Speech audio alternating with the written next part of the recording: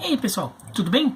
Bom, faleceu nesta segunda-feira o Vadão, Oswaldo Alvarez, treinador, teve passagem por vários clubes, até vou passar aqui a lista de times em que ele trabalhou, uma lista bem grandinha, e que teve sua última passagem, último trabalho na seleção feminina, né, que foi uma passagem não muito bem, que não foi bem sucedida, em que ele foi muito criticado.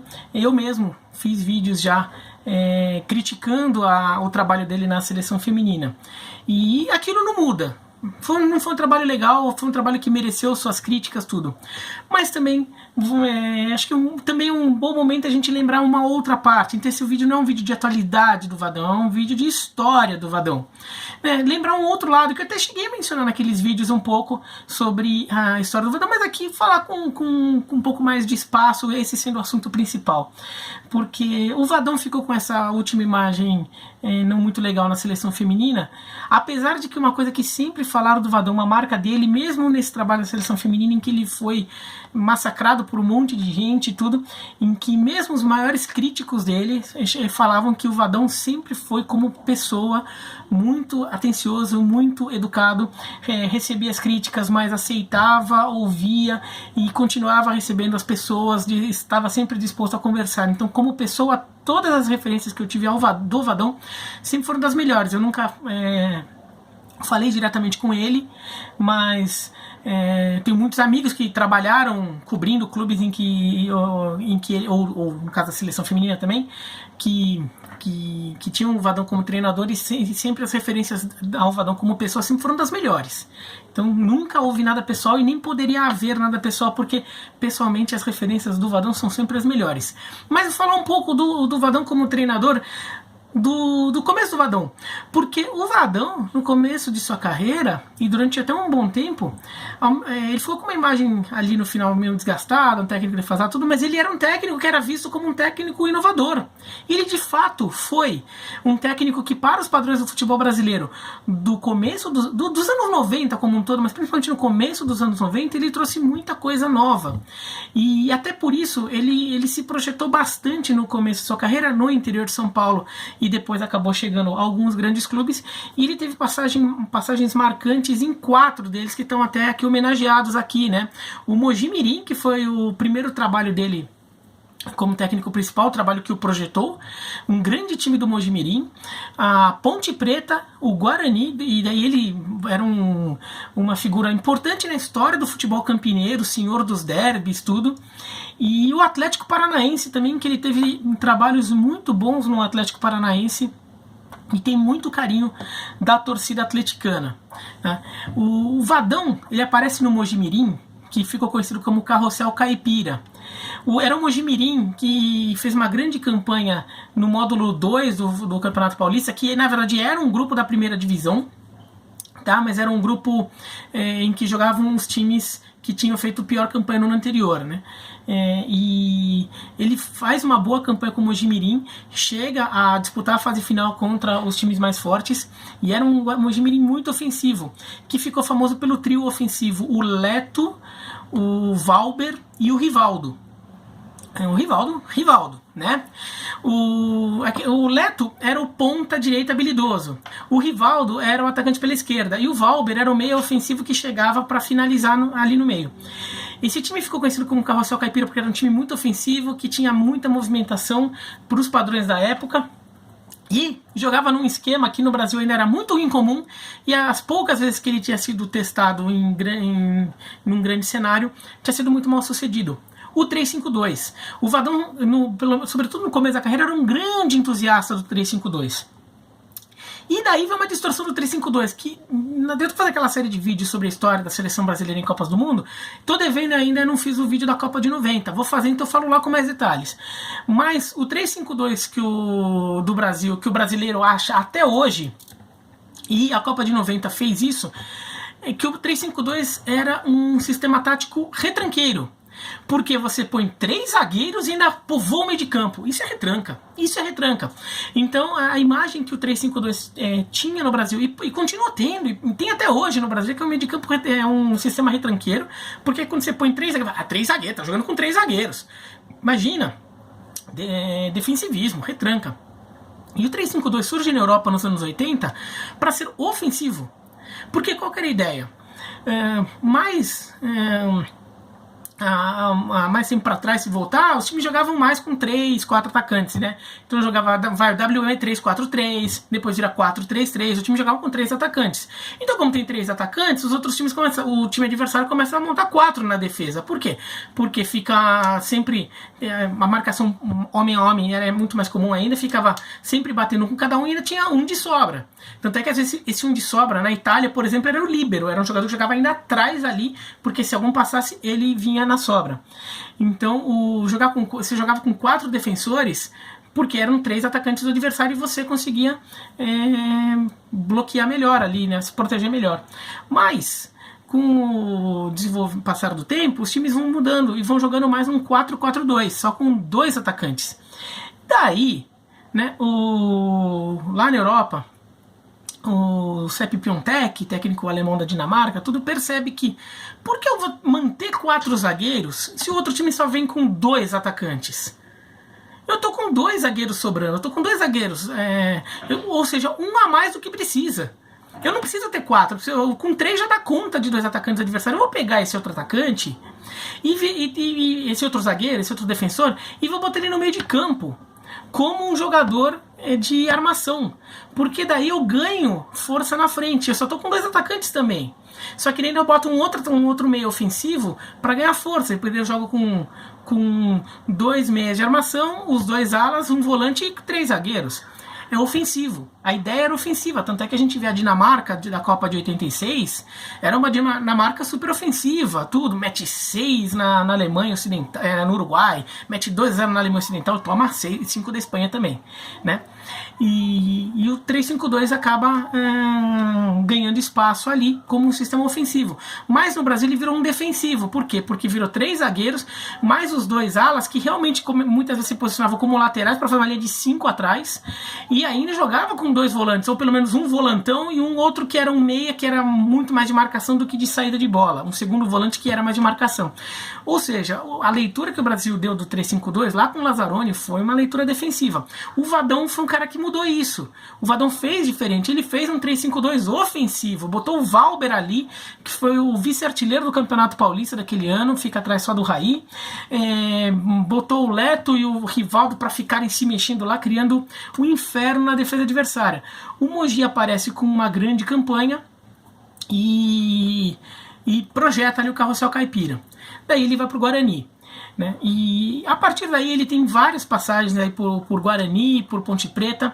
Agora eu vou passar a lista, agora vai ser um trecho meio longo do vídeo, tá? A lista de times pelo qual o Vadão passou, tá? E eu faço questão de falar para ninguém passar em branco, e todo mundo vê como, de certa forma, a história do Vadão passou muito pela história de vários clubes brasileiros, alguns grandes, e muito no interior de São Paulo. Mojimirim, Guarani, Araçatuba, 15 de Piracicaba, Mojimirim de novo, Guarani de novo, Matonense, Atlético Paranaense, Corinthians, São Paulo, Ponte Preta, Atlético Paranaense de novo, Bahia, Ponte Preta de novo, Tóquio Verde do Japão, Ponte Preta de novo, Atlético Paranaense de novo, Vitória, Goiás, São Caetano, Guarani de novo, Portuguesa, São Caetano, Guarani de novo, Sport Criciúma, Ponte Preta de novo, Seleção Feminina, Guarani mais uma vez e Seleção Feminina mais uma vez, tá?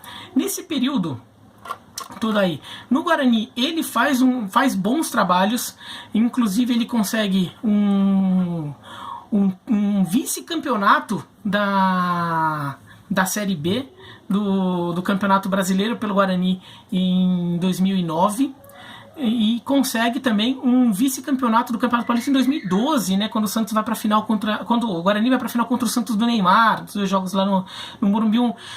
Achei um bom time que o Guarani montou, e uma pena que o Guarani não conseguiu tirar mais proveito disso, não só em campo, mas como financeiramente também vendendo esses jogadores, né? O Guarani estava meio bagunçado, mas montou aquele ótimo time do Vadão, um time que teve um clássico histórico contra a Ponte Preta nas quartas de final, que o Guarani elimina a Ponte Preta, né, e naquele campeonato, e também elimina o Palmeiras. Eles eliminam a Ponte na semifinal e eliminam o Palmeiras nas quartas de final, né? Então é um grande Guarani que o Vadão montou, ganhando um clássico muito importante que valia a vaga na final do Campeonato Paulista, e ainda teve um acesso para a primeira divisão, a última vez que o Guarani subiu para a primeira divisão do Campeonato Brasileiro. Então, pô, trabalhos históricos do Vadão num período em que o Guarani já está longe de ser o que o Guarani já foi. Na Ponte Preta, ele também teve passagens memoráveis ali, por exemplo, em 2002, quando a Ponte Preta chega a ganhar do Santos, de Robinho, Diego, tudo. Quando a Ponte Preta ganha por 4-2 do Guarani num derby, acabando com um jejum de 15 anos sem vitória da Ponte Preta sobre o Guarani. Aí você vê o Vadão ganhou um clássico histórico pelo Guarani contra a Ponte, um derby histórico, e também ganhou um derby histórico pela Ponte contra o Guarani, né? Por isso que é o senhor dos derbys, e por isso que ele é tão marcado, e por isso também torcedores e as contas oficiais de rede social de Guarani e Ponte Preta estão homenageando tanto o Vadão, desde que essa notícia de que ele estava com um câncer saiu, os dois clubes homenageando muito o Vadão. Em 2005 também ele começa comandando o Campeonato Ponte Preta, ele acaba saindo no meio do campeonato porque ele teve um convite de fora e ele acabou aceitando o convite, mas ele faz a Ponte Preta liderar o Campeonato Brasileiro já na época dos pontos corridos, tudo por um bom tempo. Então faz alguns bons trabalhos aí do Vadão com a Ponte Preta. E um outro trabalho aí para finalizar dos 3 grandes trabalhos do Vadão, no Atlético Paranaense, em que ele consegue, e ele montando o 3-5-2, que é o time que ele gosta, e eu acho que ele fez parte ali da construção, não só do time campeão em 2000, foi campeão com o Geninho, né? O Atlético Paranaense foi campeão brasileiro com o Geninho em 2001.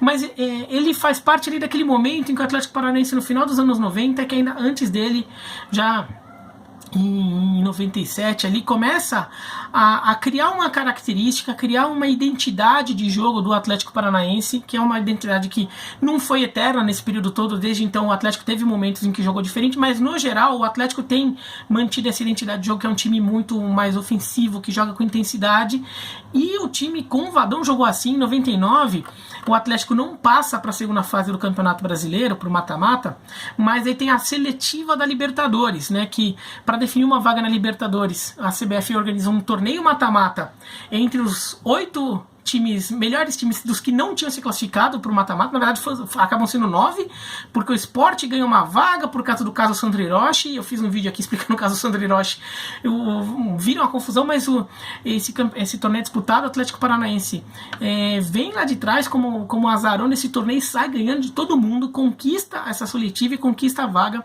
para sua primeira Libertadores. E com essa identidade de jogo, já com a Arena da Baixada, tudo não era exatamente como é hoje, mas aproveitando essa coisa do caldeirão, de jogar pesado, tudo, o Atlético Paranaense com o Vadão manteve um pouco foi dando continuidade a isso, que é uma coisa que acho que acabou se consolidando como estilo de jogo do Atlético Paranaense, o jeito do Atlético Paranaense jogar, sobretudo quando joga no seu estádio, né? Então o Vadão foi um técnico que a torcida do Atlético gostou bastante ali do trabalho dele, ainda foi campeão paranaense em 2000, ele acaba não ficando até 2001. Em 2001 o time é campeão com o Geninho, mas foi um grande trabalho também do Vadão e deixou boas memórias ali nesses dois times. Em 2001 ele está no São Paulo, né? E ele até conquista o Rio São Paulo pelo São Paulo, o primeiro Rio São Paulo da história de São Paulo, e ele que acaba lançando no time principal o Kaká, né? Que é esse torneio que o Kaká aparece ainda sendo com C, né? Nos primeiros jogos o Kaká era com C, depois que muda para K, né? Mas é isso, então aqui um vídeo contando um pouco um lado que às vezes nem tanta gente lembra do Vadão, de um técnico ousado, um técnico que soube ler o 3-5-2 como ninguém tinha sabido direito no Brasil até sua época, até aquele momento, que montava times ofensivos num futebol que na época era um futebol moderno e que muita gente gostava de ver os times do Vadão jogar. Depois, com o tempo, a carreira foi rolando tudo, ele acabou não conseguindo até se manter como um técnico tão grandioso assim no mercado do futebol, mas isso não apaga essa primeira década de trabalho do Vadão, que foi muito boa, que deixou marcas.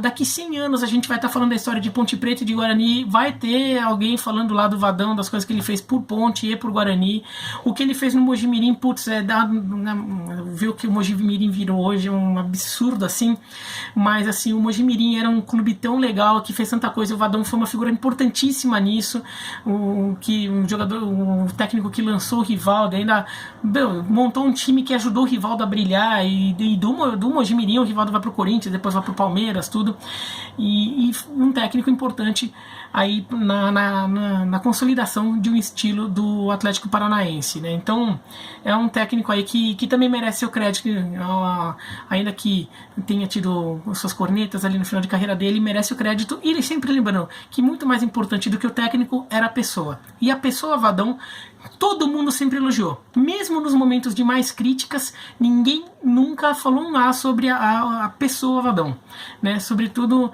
na forma como ele até lidava com serenidade, inclusive com quem tanto batia nele. Tendo razão não, tá bom? Mas esse então, se não gostou do jeito, não gostou, se inscreve no canal, clica no sininho para receber a notificação e escreve aqui embaixo o que vocês acham, tá bom?